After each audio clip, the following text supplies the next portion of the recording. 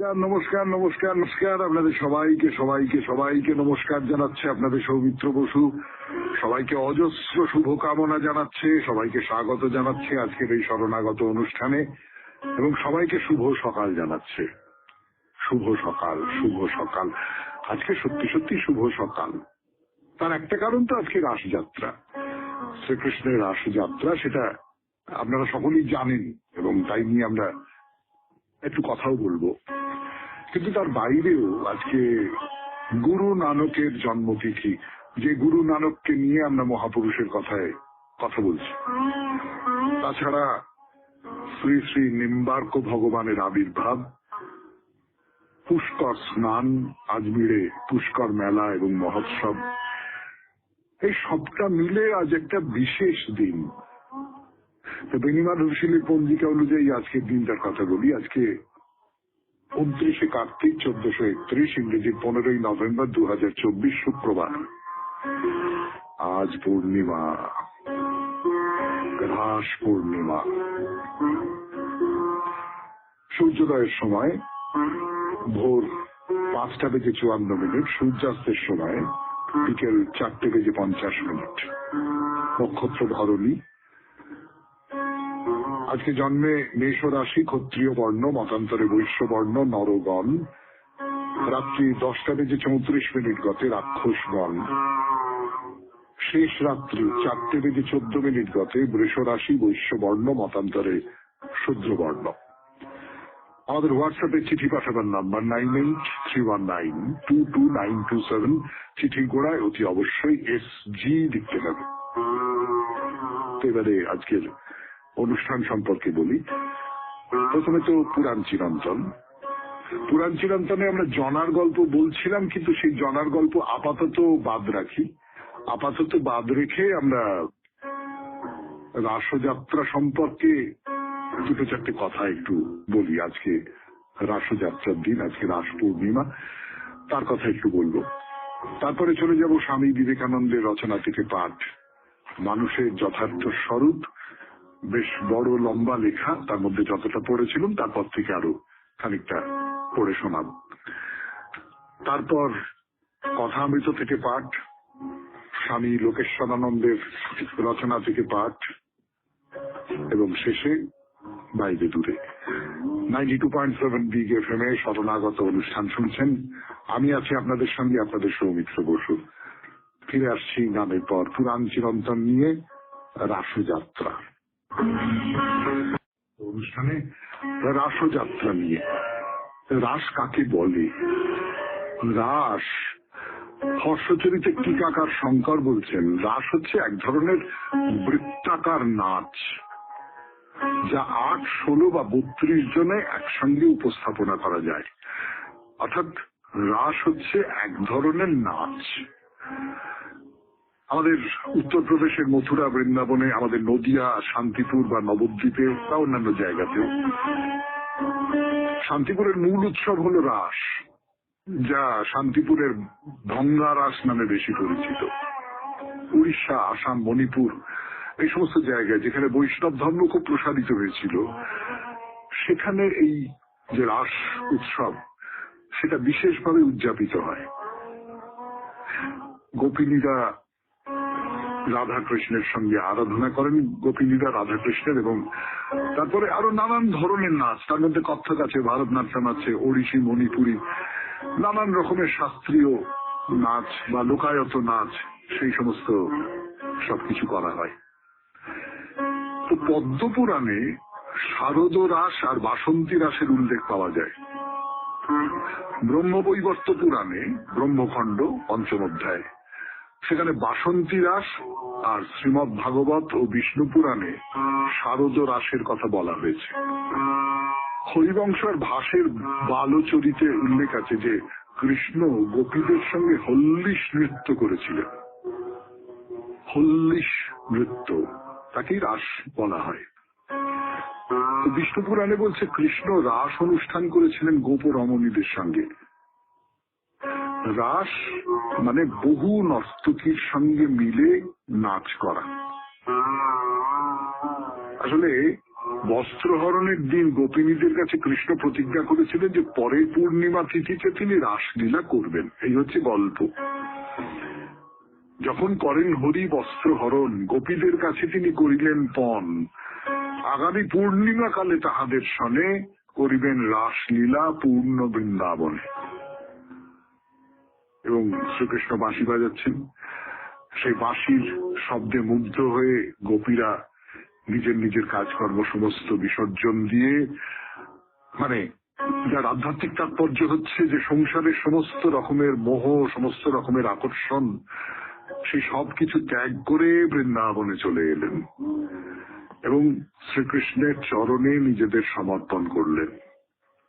অর্থাৎ রাস মানে হচ্ছে নিজের যা কিছু, এই ঠাকুর যাকে বলেন কামিনী কাঞ্চন, ঠাকুর যাকে বলেন যে সংসার, সেই সংসার নামক যে ধোঁকারটাটি, সেইখান থেকে বেরিয়ে এসে কৃষ্ণের আরাধনা করা, কৃষ্ণের ভজনা করা। যে মুহূর্তে আমি কারোর ভজনা করছি, যে মুহূর্তে আমি কারোর আরাধনা করছি, তখন আমি যেভাবে কথা বলছি সেইভাবে কথা বললে হয় না। সেটার বড় আবেগ, সেই বড় আবেগ, মহৎ আবেগ, তাকে প্রকাশ করব আমি এমনি কথা বলে কি করে হবে সেটা? তাকে প্রকাশ করবো আমি এমনি হাত পা নেড়ে কি করে হবে সেটা? ফলে কথা তখন গান হয়ে যায়, তার মধ্যে সুর এসে লাগে। আপনারা দেখবেন যে যখন আপনি খুব আবেগ দিয়ে কোনো কথা বলেন তখন তার মধ্যে সুর এসে লাগে। আবেগ দিয়ে যখন কোনো কিছু প্রকাশ করতে চান তার মধ্যে একটা নৃত্যের ভঙ্গিমা চলে আসে। তো কৃষ্ণ গোপীদের নিজের গৃহে ফিরে যেতে অনুরোধ করলেন, বললেন তাদের সংসার ধর্ম পালন করা উচিত। কিন্তু গোপীরা বলল না না, আমরা কিছুতেই ফিরে যাব না, আমরা তোমাতেই নিজেদের সমর্পণ করেছি। 92.7 বিগ এফএমে শুনছেন পুরাণ চিরন্তন শরণাগত অনুষ্ঠানে। বলছি রাসলীলা নিয়ে দু একটা কথা, ফিরে আসছি গানের পর। আগে 92.7 বিগ এফএম এ শরণাগত অনুষ্ঠানে যে গোপীরা বললেন যে না, আমরা ফিরে যাব না, আমরা তোমারই ভজনা করব। কৃষ্ণের কথা তারা শুনছেন না। তো ভগবান তো ভক্তের অধীন, ভক্ত যদি সেই রকম করে চায় তাহলে ভগবান কি তার না মেনে পারেন? তখন কৃষ্ণ বেশ ঠিক আছে, তোমাদের মনোবাসনা পূর্ণ করবার জন্য আমি রাসলীলা আরম্ভ করলাম। তার মানে রাসলীলা হচ্ছে এক ধরনের একটা বর দেওয়া। রাসলীলা মানে হচ্ছে একভাবে ঈশ্বর যিনি, কৃষ্ণ যিনি, তিনি গোপিনীদের স্বীকার করে নিলেন। কিন্তু যখনই কৃষ্ণ তাদের অধীন বলে ভেবে গোপীদের মন অহংকারে পূর্ণ হলো, তখনই কৃষ্ণ গোপীদের মধ্যে থেকে অন্তর্ধান হয়ে গেলেন। একমাত্র একজন ছিলেন যার মন অহংকারে পূর্ণ হয়নি, যিনি যথার্থভাবে কৃষ্ণের আরাধনা করেছিলেন। সেই যে আরাধনা করেছেন যিনি, তিনি হচ্ছেন রাধা। তো কৃষ্ণ যখন ওই রাধাকে নিয়ে সেই রাসক্ষেত্র থেকে চলে গেলেন, তখন গোপীরা নিজেদের ভুল বুঝতে পারলো যে ভগবানকে একমাত্র আমার বলে ভেবে অহংকার করেছিলেন বলে কৃষ্ণকে তারা হারিয়ে ফেলেছিলেন। কৃষ্ণ ত্রিজগতের প্রতি, তাকে কোনো মায়া বন্ধনে বেঁধে রাখা যায় না। তখন গোপীরা একসঙ্গে কৃষ্ণের স্তুতি করতে আরম্ভ করলেন। ভক্তের ভক্তিতে সন্তুষ্ট হয়ে ভগবান গোপীদের মানব জীবনের পরমার্থ বুঝিয়ে দিয়ে তাদের মন পরিশুদ্ধ করলেন। গোপীদের ইচ্ছাকে সম্মান জানিয়ে যতজন গোপী ততজন কৃষ্ণ হয়ে গোপীদের মনের অভিলাষ পূর্ণ করেছে। আর গোপীরাও জাগতিক ক্লেশ থেকে মুক্তি পেয়েছিলেন। এইভাবে জগতে রাসোৎসবের প্রচলন ঘটল। শেষ হলো পুরাণ চিরন্তন রাসের কথা। এরপরে গান, গানের পর স্বামী বিবেকানন্দের রচনা থেকে পাঠ। আমি আছি আপনাদের সঙ্গে, আপনাদের সৌমিত্র বসু। ফিরে আসছি একটু গান থেকে পাঠ। 92.7 বিগ এফএম এ শরণাগত অনুষ্ঠান শুনছেন। মানুষের যথার্থ স্বরূপ যতটা পড়েছিলাম তারপর থেকে একটু পড়ি। এই জ্ঞানের ফল, এই জ্ঞানের উপকারিতা কি?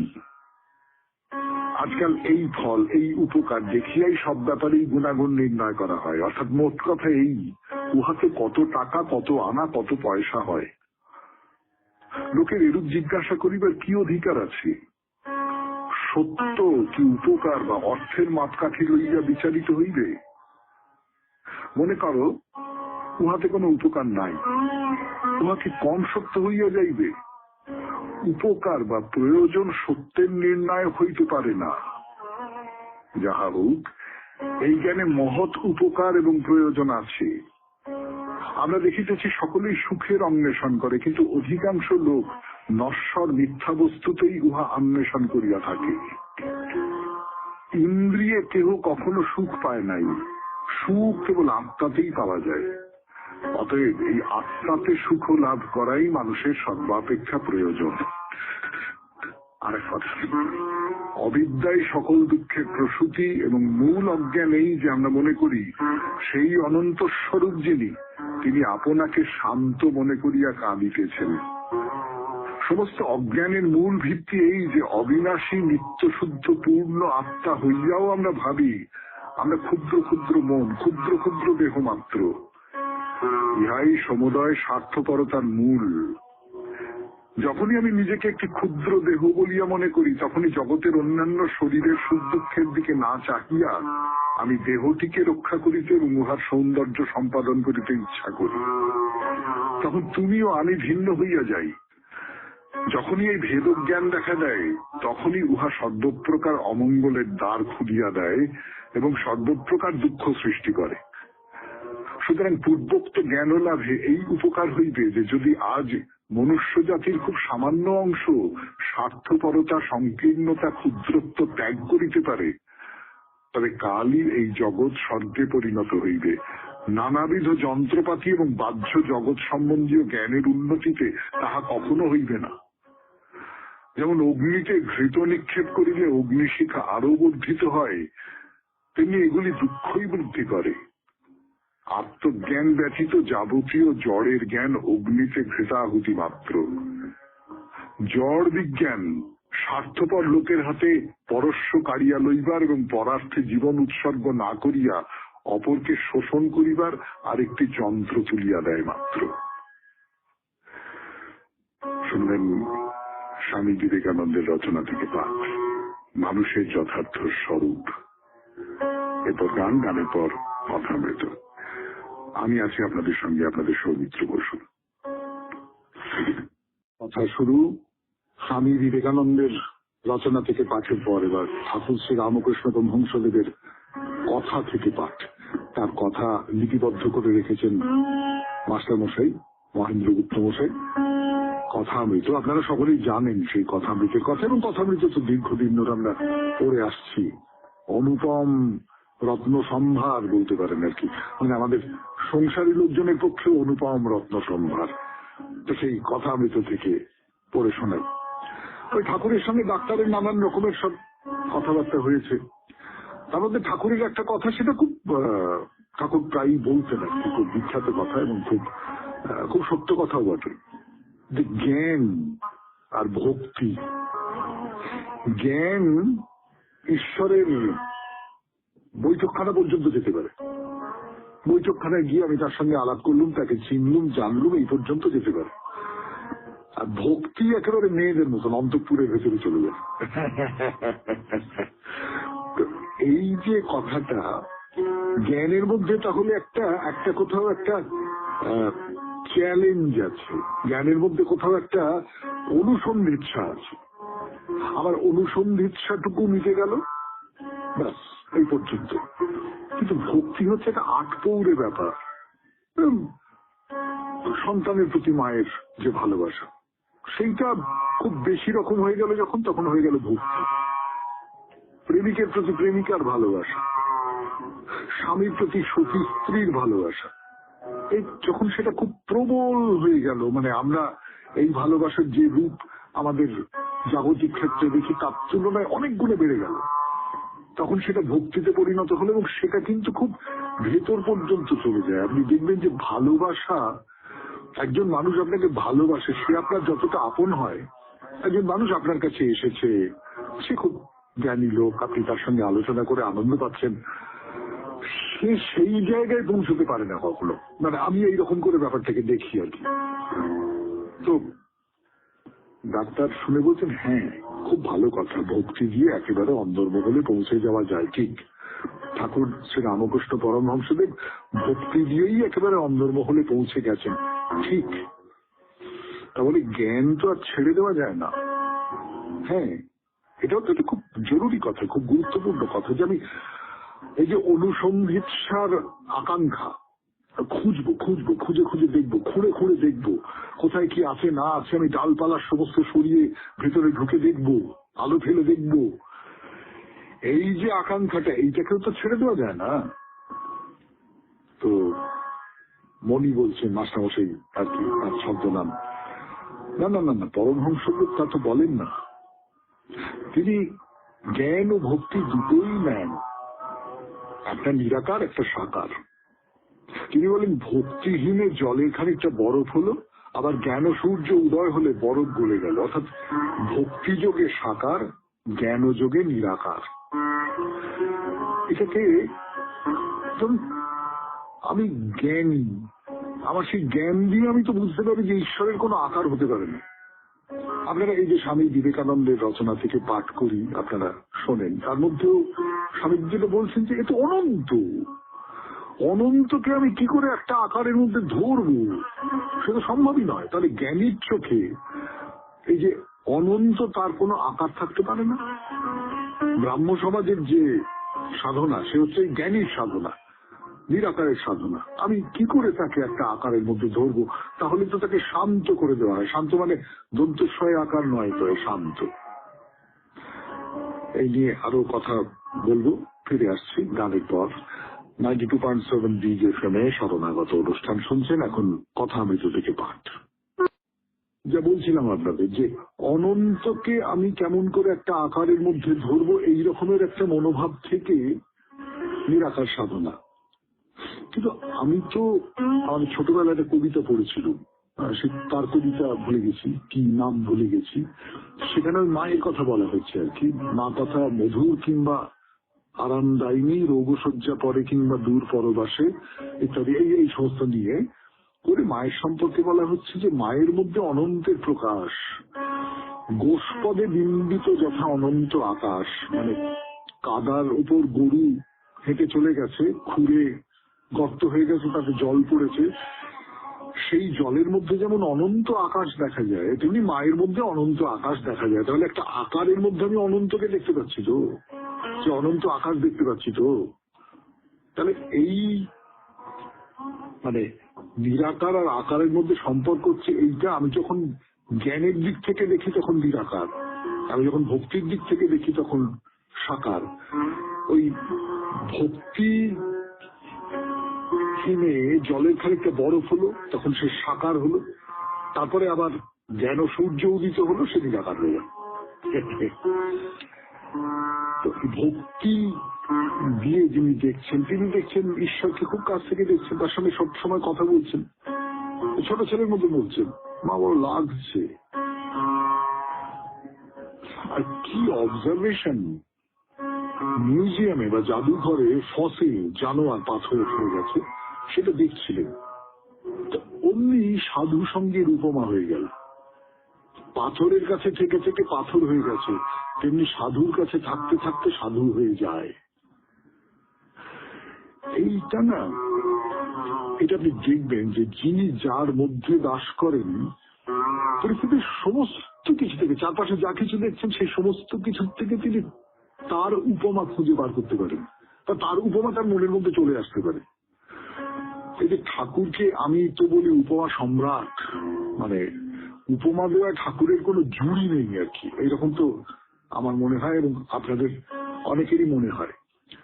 তো এই উপমাগুলো যে ঠাকুর দিতে পারেন, তার কারণ তিনি চারপাশে অনেক কিছু দেখছেন, এই যে জাগতিক যে যা কিছু, সে সমস্ত কিছু দেখছেন, এবং তৎক্ষণাৎ তার সঙ্গে আধ্যাত্মিকতার একটা সম্পর্ক তৈরি করে ফেলতে পারছেন। তার কারণ তিনি আধ্যাত্মিকতার মধ্যে বাস করেন, তিনি ঈশ্বরানুভূতির ভেতরে বাস করেন। তার ফলে তিনি যখনই কোনো কিছু বাইরে কিছু তার সঙ্গে তিনি ঈশ্বরের যে অনুভূতি সেই অনুভূতিকে মিলিয়ে দিতে পারছেন।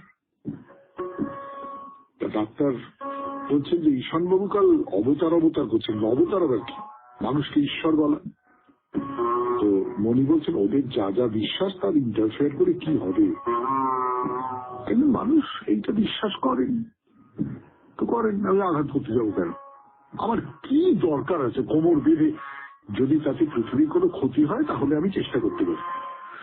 কিন্তু একজন মানুষ বিশ্বাস করছেন এইটা যে উনি হচ্ছেন অবতার। ঈশ্বরচন্দ্র মনে করতেন যে তুমি হচ্ছে স্বয়ং ভগবান। তো এই বিশ্বাসটা আঘাত করে আমার কি লাভটা হবে? তার চেয়ে যেটা গুরুত্বপূর্ণ, যে যেমন বিশ্বাস নিয়ে ভালো থাকে, আনন্দে থাকে, সে সেই রকম করেই থাক, যদি না তাতে পৃথিবীর কোনো ক্ষতি হয়। শুনলেন কথামৃত থেকে পাঠ। এবার স্বামী লোকেশ্বরানন্দের রচনা থেকে পাঠ করে শোনাবো আপনাদের। রচনার নাম জ্ঞানের সার্থকতা। ফিরে আসছি গানের পর। বেটির রচনা থেকে পাঠ, জ্ঞানের সার্থকতা। জ্ঞানের কি কোনো উদ্দেশ্য আছে? যদি থাকে সেটা কি? ভারতীয় মতেই জ্ঞান লাভ করলে আপনার চরিত্র বদলে যাবে। আপনি যা শিখেছেন তা আপনার চরিত্রে ফুটে উঠবে। মনে করুন আপনি বিশ্ববিদ্যালয় থেকে বিজ্ঞান বিষয়ে উপাধি পেয়েছেন, কিন্তু যুক্তির ধার ধারেন না। জীবন সম্পর্কে আপনার দৃষ্টিভঙ্গি একান্তই পৌরাণিক ও কুসংস্কারাচ্ছন্ন। তা যদি হয় বলতে হবে আপনার বিজ্ঞান চর্চা ব্যর্থ হয়েছে। নানা সূত্র থেকে আপনি তথ্য সংগ্রহ করে মনের মধ্যে ভরে রেখেছেন, সে কথা সত্যি, কিন্তু তা আপনার পক্ষে বোঝার স্বরূপ।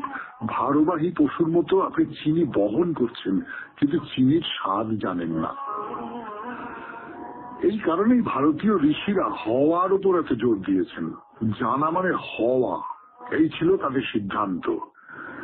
জ্ঞানের পরিমাণ ততটা গুরুত্বপূর্ণ নয়, সেই জ্ঞান আপনি কিভাবে কাজে লাগাচ্ছেন সেটি গুরুত্বপূর্ণ। এবং কিভাবে আপনার জ্ঞানকে আপনি কাজে লাগাবেন তা নির্ভর করছে আপনি কি ধরনের মানুষ তার উপর। মানুষ হিসেবে আপনি ভালো হলে জ্ঞানকে আপনি সৎ কাজে লাগাবেন, নিজের ও দশের মঙ্গলের জন্য সেই জ্ঞানের প্রয়োগ করবেন। তা না হলে ওই জ্ঞানের অপপ্রয়োগ করে অন্যের ক্ষতি করবেন এবং শেষে নিজেরও সর্বনাশ ডেকে আনবেন। যেহেতু জ্ঞানই শক্তি, সেই হেতু একজন অশিক্ষিত ব্যক্তির চেয়ে একজন শিক্ষিত কিন্তু বিবেকহীন ব্যক্তি সমাজের অনেক বেশি ক্ষতি করতে পারেন। যুদ্ধকালীন জার্মানিতে ঠিক এমনটিই ঘটেছিল। সে দেশের বিজ্ঞানীরা একজোট হয়ে কেমন করে সরকারের সঙ্গে হাত মিলিয়ে মানব নিধন যজ্ঞে নেমেছিলেন সে কথা সকলেই জানেন। অন্যান্য দেশেও অনুরূপ ঘটনা ঘটেছে, তবে হয়তো অতটা নয়। বাস্তব সত্য এই, জ্ঞানের অপপ্রয়োগ সনাতনকাল থেকেই চলে আসছে।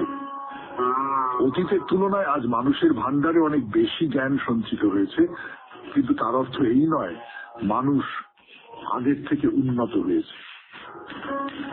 এই প্রশ্ন খুবই প্রাসঙ্গিক। জ্ঞান লাভ করে কি হবে? কি তার উদ্দেশ্য? জ্ঞানকে অনেক সময় আলোর সঙ্গে তুলনা করা হয়, কারণ জ্ঞান মনের অন্ধকার বা অজ্ঞানতা দূর করে। ভারতবর্ষে আমরা প্রার্থনা করি আমাসাও মা জ্যোতি গমায়, অর্থাৎ আমাকে অন্ধকার থেকে আলোয় নিয়ে চলো। প্রকৃতপক্ষে এটি বিশ্বজনীন প্রার্থনা। তাহলে দেখা যাচ্ছে জ্ঞানের উদ্দেশ্য আলো দেওয়া। কিন্তু আলো প্রাপ্ত হলে কি হয়? বিবেক বা বিচার শক্তি জাগে, যার সাহায্যে আমরা ভালো মন্দ, ন্যায় অন্যায়, সুখ দুঃখের পার্থক্য নিরূপণ করতে পারি। আবার কেবল বিচার শক্তি এলেই হবে না, বিচার করে যেটি ঠিক বুঝবো তাকে ধরে রাখা চাই। কোনটি উচিত তা যদি আমার জানা থাকে তবে আমি উচিত কাজই করব। তেমনি যদি আমি বুঝি আমার প্রকৃত আনন্দ কোথায়, তাহলে আমি তেমন কাজই করব যা আমাকে অবিরাম আনন্দে রাখবে। কিন্তু এটি করতে গেলে সাহস চাই, প্রচন্ড মানসিক শক্তি চাই, আর চাই দীর্ঘ অভ্যাস, যাতে সমস্ত আচার আচরণকে আমি বিচারের দ্বারা নিয়ন্ত্রণ করতে পারি। এই কারণে জানার চেয়েও হওয়ার উপরে এত গুরুত্ব দেওয়া হয়ে থাকে। যার ভিতর এই হওয়া ও জানা সমন্বিত হয়েছে তিনি পূর্ণাঙ্গ মানুষ, পরিপূর্ণ মানুষ। জগতে বড় বড় বুদ্ধিমান ব্যক্তি জন্মেছেন, কিন্তু চরিত্রবান মানুষ যারা নীরবে আদর্শ জীবনযাপন করেন এমন মানুষ চিরকালই হাতে গোনা যায়। এসব মানুষের কাছে জগৎ চিরঋণী, কারণ যা কিছু মহৎ তা এদেরই দান। জীবনের রহস্য উদ্ঘাটন করা অবশ্যই ভালো কাজ, কিন্তু তার থেকে অনেক ভালো একটা নিখুঁত মহৎ জীবনযাপন করা। বুদ্ধ বলেছিলেন প্রকৃত বীর তিনি যিনি নিজেকে জয় করতে পেরেছেন। কথাটি অত্যন্ত সত্য। মানুষ আজ বহির প্রকৃতিকে বশে আনার চেষ্টা করছে, ভালো কথা, কিন্তু আরো ভালো হয় যদি সে নিজেকে বশে আনতে পারে। জ্ঞানের চরম সার্থকতা তখনই সাধিত হয় যখন তার প্রয়োগে মানুষ উন্নততর হয়ে ওঠে। শুনলেন স্বামী লোকেশ্বরানন্দের রচনা থেকে পাঠ। 92.7 বিগ এফএম এ শরণাগত অনুষ্ঠানে এইবার চিঠি পড়ার পালা। এবারে স্মৃতি কথা শোনাই আপনাদের। না না না, আমার স্মৃতি কথা নয়, ডক্টর প্রদীপ কুমার দাস তিনি একটি চিঠি লিখেছেন, সেই চিঠি পড়ে শোনাবো। দেখুন আপনাদের নিজেদের ছোটবেলার কথা মনে পড়ে যায় কিনা। আমি যখন ডায়মন্ড হারবার স্কুলে পড়ি, সপ্তম শ্রেণীতে, কলকাতা থেকে আমাদের বাড়িতে বেড়াতে আসেন বাবার মামাতো ভাই অমর কাকা। একটা দিন কাটিয়ে আমার মাকে জানান কয়েকটা দিন খোকনকে নিয়ে যাচ্ছি, কলকাতাটা সব ঘুরিয়ে দেখাবো। মা রাজি হয়ে গেলেন। ডায়মন্ড হারবার স্টেশন থেকে আমরা রেলগাড়িতে চেপে বসলাম।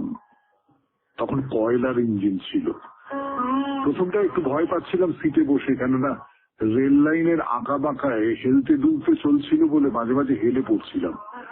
পাশে সিট থেকে পড়ে যায়, শক্ত হাতে অমর কাকাকে ধরে রেখেছিলাম। কাকাকে দেখলাম দিব্যি গল্প জুড়ে দিয়েছেন উল্টো দিকের সিটে বসা এক ভদ্রলোকের সাথে। দু একটা স্টেশন পার হওয়ার পরে দেখলাম কালো জামা গায়ে টিকিট চেকার উঠেছেন। সবার টিকিট চেক করতে করতে দরজার কাছে দাঁড়ানো এক বৃদ্ধ লোকের কাছে টিকিট চাইতে উনি করুণ স্বরে জানালেন পয়সা নেই বলে টিকিট কাটতে পারেননি। বৃদ্ধা স্ত্রী ডায়মন্ড হারবার সরকারি হাসপাতালে ভর্তি আছে বলে দেখে ফিরছেন, মগরাহাট স্টেশনে নেমে যাবে। টিকিট চেকার কোনো কথা না শুনে সঙ্গে রাইফেলধারী সিকিউরিটি গার্ডকে বললেন ওকে ধরে নিয়ে যাওয়ার জন্য। কথাটা শুনে ওই বৃদ্ধ লোকটি টিকিট চেকারের পা ধরে অজস্র ধারায় কাঁদতে লাগলেন তাকে ছেড়ে দেওয়ার জন্য, কেননা তিনি ছাড়া তার স্ত্রীকে দেখার কেউ নেই। কিছুতেই যখন টিকিট চেকার শুনছেন না দেখে অমর কাকা সিট থেকে উঠে চেকার দাদার সামনে গিয়ে পকেট থেকে টাকা বার করে সব মিটিয়ে দিয়ে ওই বৃদ্ধ লোকটিকে হাত ধরে নিয়ে এসে তার সিটে বসিয়ে দিলেন। আমিও তখন আমার সিট ছেড়ে কাকাকে বসতে দিলাম। ওই বৃদ্ধ লোকটির সঙ্গে কথাবার্তায় জানতে পারলেন একসময় উনি ভালো কৌতুক অভিনেতা ছিলেন, অনেক ছবিতে কৌতুক অভিনয় করেছেন। এখন বয়সের ভারে আর অভিনয় করতে পারেন না, তাই রুজি রোজগারও এক প্রকার বন্ধ। দুটি প্রাণীর আহার জোগাতে বাড়ি বাড়ি খবরের কাগজ দেন।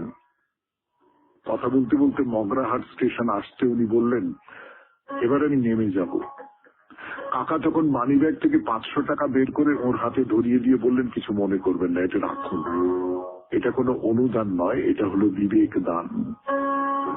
বৃদ্ধ লোকটির চোখ দিয়ে সেদিন ঝরে পড়েছিল কৃতজ্ঞতা ও আনন্দের অশ্রু। করজোড়ে প্রণাম করে ধীর পায়ে নেমে গিয়েছিলেন তিনি। আমরা কামরা শুদ্ধ সব লোক অবাক চোখে তাকিয়েছিলাম অমর কাকার দিকে। টিকিট চেকার দাদার মুখেও দেখেছিলাম অপার বিস্ময় ও লজ্জার ছবি।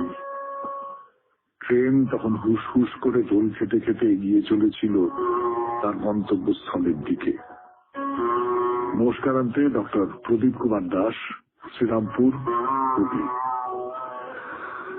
ভারী চমৎকার অভিজ্ঞতা। যেমন তখনকার দিনে আপনার যখন বয়স কত কম, ক্লাস 7 এ পড়েন, তখন টিকিটের দাম মিটিয়ে দেওয়াও না হয় হলো, কিন্তু 500 টাকা বার করে দিয়ে দেওয়া, এটা একটা সত্যি সত্যি খুব বলবার মতন কথা। আমি দুদিক থেকে ভাবছি ব্যাপারটা। এক নম্বর তো হচ্ছে আমি যেহেতু অভিনয় কাজের সঙ্গে খানিকটা যুক্ত, সেই জন্য একজন কৌতুক অভিনেতা ফিল্মে অভিনয় করেছেন। তখনকার দিনে ফিল্মে অভিনয় করলে যে সবাই খুব অনেক অনেক টাকা পেতেন তা নয়, কিন্তু তারপরেও তাকে ওই দেহপট সনে নট সকলই হারায়, সেই রকম ব্যাপার আর কি। আর এই যে মানুষের মহত্ব, মানুষের ভেতরে যে ভগবান কোথাও আছেন, সেই ভগবানের কথা শোনালেন আপনি। আপনাকে অসংখ্য ধন্যবাদ। এবারে গানের পর বাইরে দূরে। আমরা এখন আছি পানিপথে দেবী মন্দিরের সামনে। 92.7 BGFM শুনছেন শরণাগত, জীবনের সহজ পাঠ। 92.7 BGFM শরণাগত অনুষ্ঠান শুনছেন। মন্দিরে গর্ভগৃহে ঢুকবো, দেবী মূর্তিকে দেখবো, হঠাৎ মনে পড়ে গেল যে না, তার আগে মন্দিরের পাশেই একটা পার্কের কথা বলেছিলাম আপনাদের, সেই পার্কটার কথা বলেনি। দেবী মন্দির দেখবার পর পার্কের কথা বললে সেটা আপনাদের শুনতে ভালো লাগবে না, অন্তত আমার তাই মনে হল। না, পার্ক মানে সেরকম দেখবার মতন কোনো পার্ক নয়, খুব সুন্দর সুসজ্জিত একটা পার্ক, তার বিবরণ দেবো আপনাদের এইরকমটা ভাববেন না। কিন্তু আগেই বলেছি এখানে একটা তালাও ছিল, সেই তালাওয়ের পূর্ণ জলে স্নান করলে নাকি চর্মরোগ দূর হয়ে যেত। তো আসলে এটা একটা মাঠ, বড় মাঠ, বিরাট বিরাট মাঠ, মানে দুটো ক্রিকেট খেলার মাঠ ঢুকে যেতে পারে এর মধ্যে, আমার তো দেখে তাই মনে হল। এর মধ্যে ধারে ধারে গ্যালারি মতন করে দেওয়া আছে। এই যে ক্রিকেট খেলার কথাটা মনে পড়ে গেল, তার পেছনে এই যুক্তিটাও আছে যে এই কয়েকটা ধাপের গ্যালারি পুরো মাঠটা জুড়ে, মাঠটাকে ঘিরে একটা গ্যালারি করে দেওয়া আছে। এই মাঠেই মেলা, উৎসব ইত্যাদি ইত্যাদি হয়ে থাকে। এই মন্দিরের সঙ্গে সংলগ্ন মাঠ, সুতরাং মন্দিরের যা কিছু উৎসব এবং বড় বড় পুজোর উৎসব, সেই উৎসবগুলো এখানে হয়ে থাকে।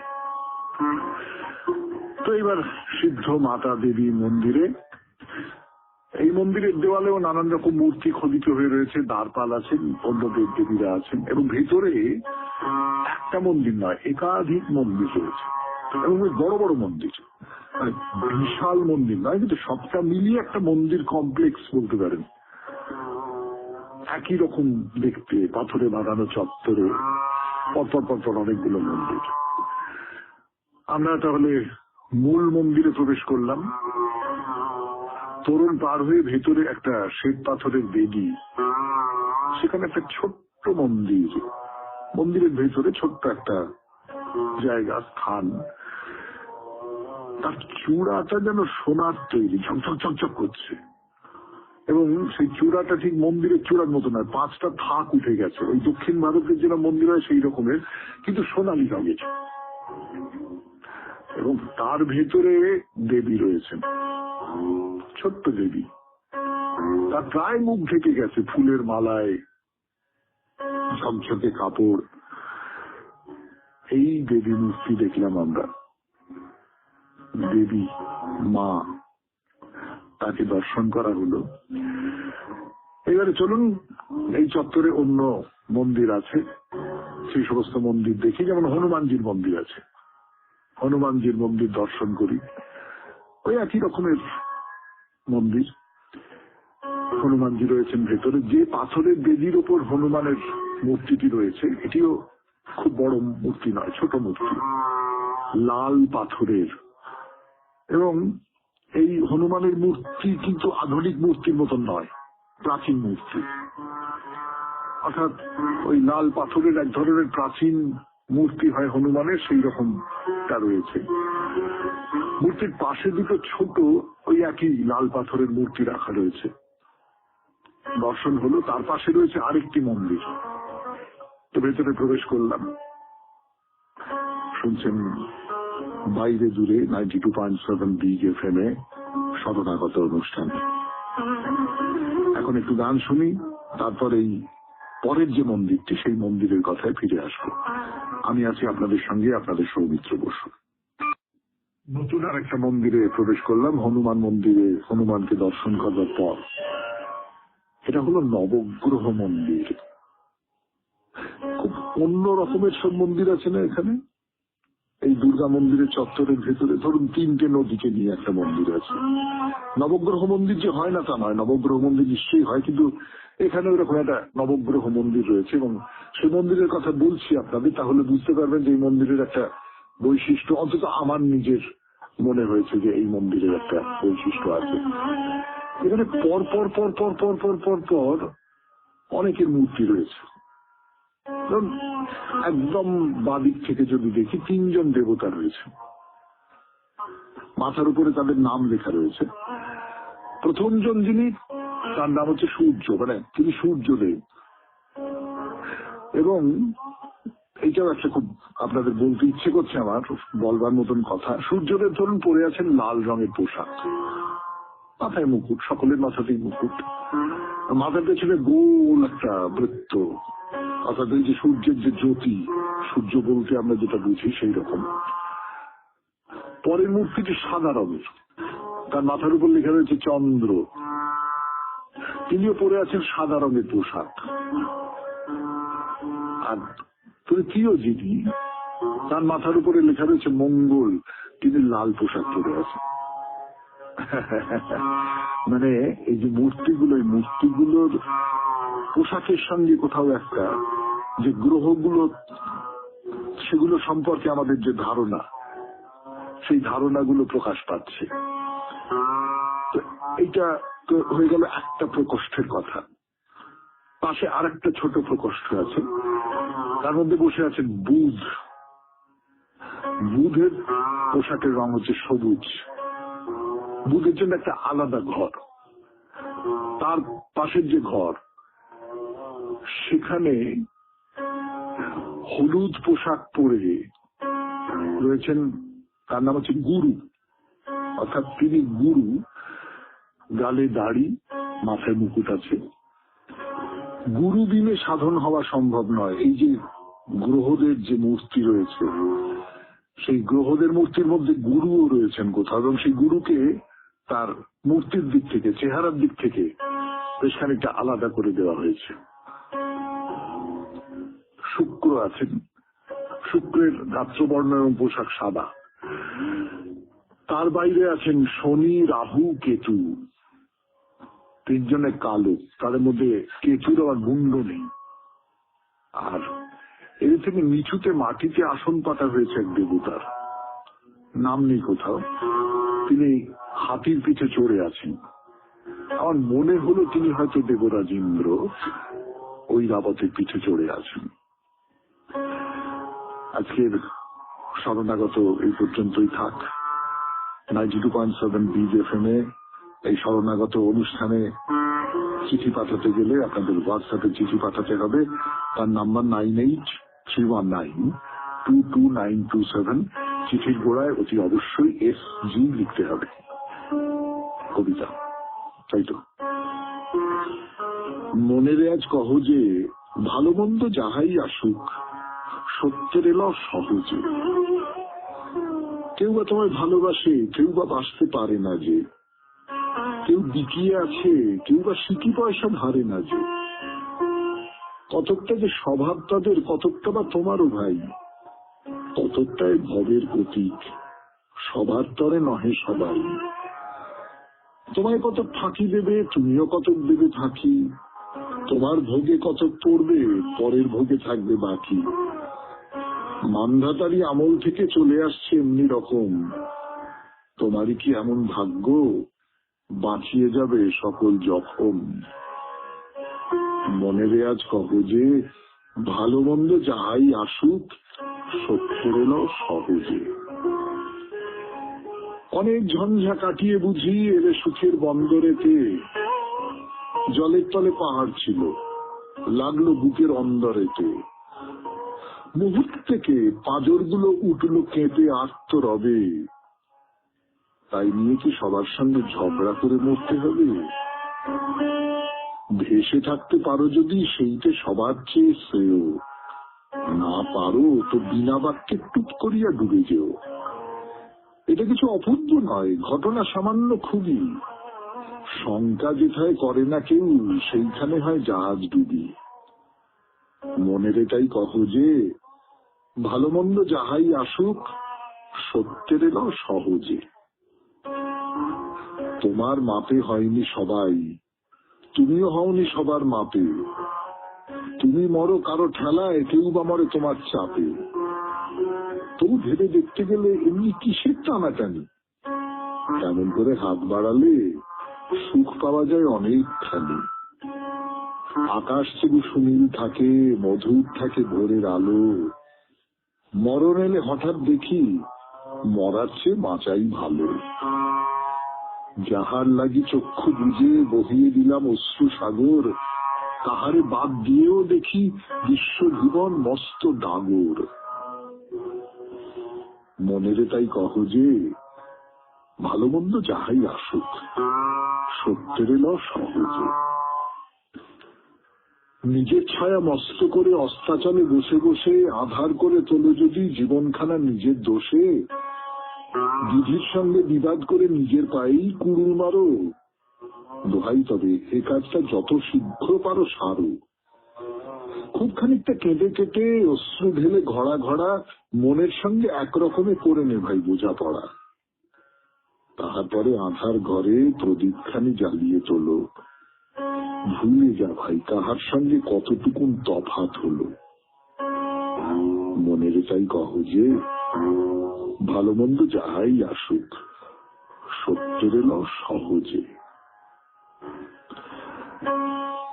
খুব ভালো থাকবেন, আনন্দে থাকবেন। নমস্কার। নমস্কার নমস্কার নমস্কার আপনাদের সবাইকে সবাইকে সবাইকে নমস্কার জানাচ্ছে আপনাদের সৌমিত্র বসু।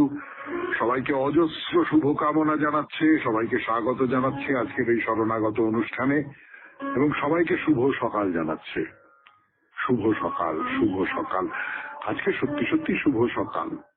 তার একটা কারণ তো আজকে রাসযাত্রা, শ্রীকৃষ্ণের রাসযাত্রা, সেটা আপনারা সকলেই জানেন এবং তাই নিয়ে আমরা একটু কথাও বলবো।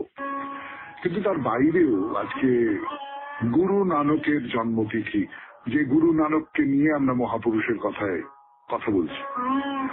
তাছাড়া শ্রী শ্রী নিম্বার্ক ভগবানের আবির্ভাব, পুষ্কর স্নান, আজমিরে পুষ্কর মেলা এবং মহোৎসব, এই সবটা মিলে আজ একটা বিশেষ দিন। বেনিমাধবশীলের পঞ্জিকা অনুযায়ী আজকের দিনটার কথা বলি। আজকে 29শে কার্তিক 1431, ইংরেজির 15ই নভেম্বর 2024, শুক্রবার। আজ পূর্ণিমা, রাস পূর্ণিমা। সূর্যোদয়ের সময় ভোর 5:54, সূর্যাস্তের সময় বিকেল 4:50। নক্ষত্র ধরণী। আজকে জন্মে মেষ রাশি, ক্ষত্রিয় বর্ণ, মতান্তরে বৈশ্য বর্ণ, নরগণ। রাত্রি 10:34 গতে রাক্ষসগণ। শেষ রাত্রি 4:14 গতে বৃষ রাশি, বৈশ্য বর্ণ, মতান্তরে শূদ্রবর্ণ। আমাদের হোয়াটসঅ্যাপে চিঠি পাঠাবার নাম্বার 9831922927। চিঠির গোড়ায় অতি অবশ্যই SG লিখতে হবে। এবারে আজকের অনুষ্ঠান সম্পর্কে বলি। প্রথমে তো পুরাণ চিরন্তন। পুরাণ চিরন্তনে আমরা জনার গল্প বলছিলাম, কিন্তু সেই জনার গল্প আপাতত বাদ রাখি। আপাতত বাদ রেখে আমরা রাসযাত্রা সম্পর্কে দুটো চারটে কথা একটু বলি। আজকে রাসযাত্রার দিন, আজকে রাস পূর্ণিমা, তার কথা একটু বলবো। তারপরে চলে যাব স্বামী বিবেকানন্দের রচনা থেকে পাঠ, মানুষের যথার্থ স্বরূপ। বেশ বড় লম্বা লেখা, তার মধ্যে যতটা পড়েছিলাম তারপর থেকে আরো খানিকটা পড়ে শোনাব। তারপর কথামৃত থেকে পাঠ, স্বামী লোকেশ্বরানন্দের রচনা থেকে পাঠ, এবং শেষে বাইরে দূরে। 92.7 বিগ FM এ শরণাগত অনুষ্ঠান শুনছেন। আমি আছি আপনাদের সঙ্গে, আপনাদের সৌমিত্র বসু। ফিরে আসছি গানের পর পুরাণ চিরন্তন নিয়ে রাসযাত্রা অনুষ্ঠানে। রাসযাত্রা নিয়ে, রাস কাকে বলে? রাস, হর্ষচরিতে টিকাকার শঙ্কর বলছেন, রাস হচ্ছে এক ধরনের বৃত্তাকার নাচ, যা 8, 16 বা 32 জনে একসঙ্গে উপস্থাপনা করা যায়। অর্থাৎ রাস হচ্ছে এক ধরনের নাচ। আমাদের উত্তরপ্রদেশের মথুরা, বৃন্দাবনে, আমাদের নদিয়া, শান্তিপুর বা নবদ্বীপে বা অন্যান্য জায়গাতেও শান্তিপুরের মূল উৎসব হলো রাস, যা শান্তিপুরের ভঙ্গা রাস নামে বেশি পরিচিত।